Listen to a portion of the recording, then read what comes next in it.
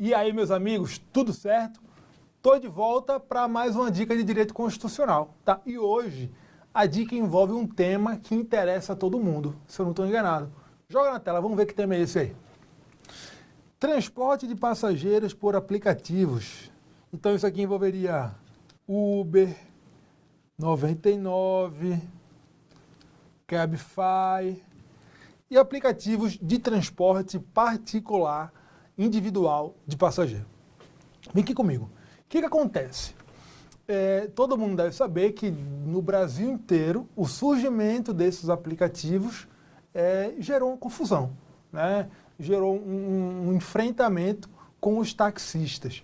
E aí, por conta de lobbies, de pressões políticas, alguns municípios passaram a ou proibir o transporte privado particular por meio desses aplicativos, ou restringir exageradamente de modo a inviabilizar o próprio negócio. E aí a questão chegou no Supremo Tribunal Federal. O Supremo Tribunal Federal julgou um recurso extraordinário oriundo de São Paulo, de uma lei do município de São Paulo, e julgou também uma ADPF contra uma lei do município de Fortaleza, tratando sobre o assunto. Qual foi o debate todo? A que conclusão chegou o Supremo Tribunal Federal? É possível, é constitucional, então, que os municípios, a título de legislar sobre interesse local, restringam ou proíbam o transporte particular por meio desses aplicativos? É possível ou não é possível?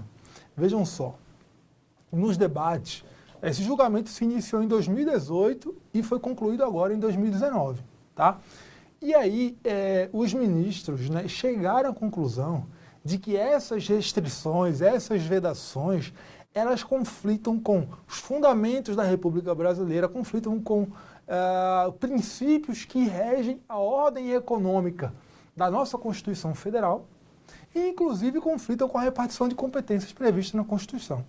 Vamos dar uma olhadinha nos dispositivos que interessam da Constituição Federal. Joga na tela. Olha só, lá no artigo 1º, ele fala o seguinte: a República Federativa do Brasil, formada pela união indissolúvel dos estados e municípios e do Distrito Federal, constitui-se em Estado democrático e de direito e tem como fundamentos os valores sociais do trabalho e da livre iniciativa. O artigo 5º, quando trata dos direitos individuais, fala o seguinte: é livre o exercício de qualquer trabalho, ofício ou profissão, atendidas as qualificações profissionais que a lei estabelecer. Então, prevê a liberdade de exercício profissional. O artigo 170, que é onde se inaugura a chamada Constituição Econômica, ele traz os vários princípios que regem a ordem econômica na nossa Constituição Federal, que é, inclusive, um dos aspectos que caracterizam a nossa Constituição como uma Constituição social. E ele fala o seguinte: a ordem econômica fundada na valorização do trabalho humano, na livre iniciativa, tem por fim assegurar a todos existência digna, conforme os ditames da justiça social, observados os seguintes princípios: livre concorrência e defesa do consumidor. Então vem aqui comigo. Então o Supremo Tribunal Federal, quando analisou essas leis, ele falou o seguinte: olha, a proibição do transporte particular individual por meio desses aplicativos, ela afronta a livre iniciativa, que é fundamento da República Brasileira, afronta a valorização social do trabalho, porque está impedindo uma atividade profissional de forma irrazoável, também afronta a livre concorrência, que é princípio da nossa ordem econômica, afronta a liberdade de exercício profissional e, além disso, ainda ofende a defesa do consumidor. Porque se você está restringindo a concorrência ou a economia de mercado, em última análise, o próprio consumidor é prejudicado. Porque é importante para a tutela do consumidor que haja um mercado com livre concorrência, que haja vários prestadores daquele serviço. Essa é a forma mais eficaz de se proteger o consumidor, tá? E, além disso, a gente tem ainda uma questão de repartição de competências. Por quê? Nos termos do artigo 22, joga na tela, compete privativamente à União legislar sobre transporte.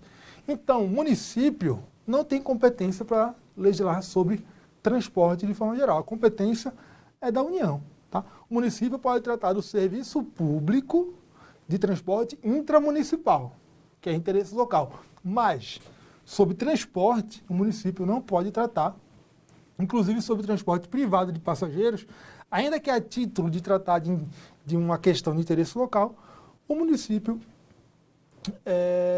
não pode legislar. Tá? Vem aqui comigo. E aí tem uma questão. A União já editou uma norma sobre o transporte urbano. Tá? Já editou uma norma tratando sobre a questão e não proibiu o transporte particular por meio de aplicativo. Não proibiu. Então, o município não pode também, de forma contrária a essa lei já editada pela União, no exercício da competência do artigo 20, ou 22, inciso 11,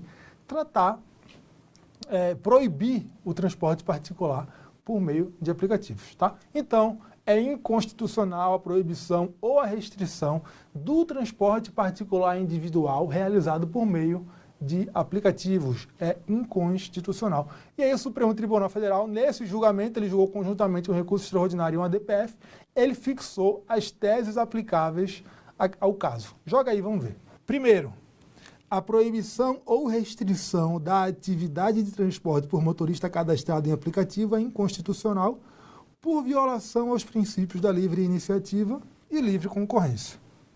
Segundo, no exercício de sua competência para a regulamentação e fiscalização do transporte privado individual de passageiros, o que faz limitado ao interesse local,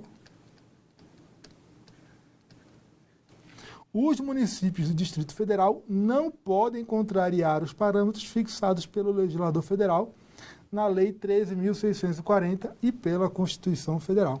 Então, vem aqui comigo. Então, o acordo desses julgados não foi disponibilizado ainda, tá? Mas essas foram as teses fixadas. Então, para a sua prova, você vai levar isso. É inconstitucional a proibição ou a restrição do transporte particular e individual por meio de por motoristas cadastrados em aplicativos.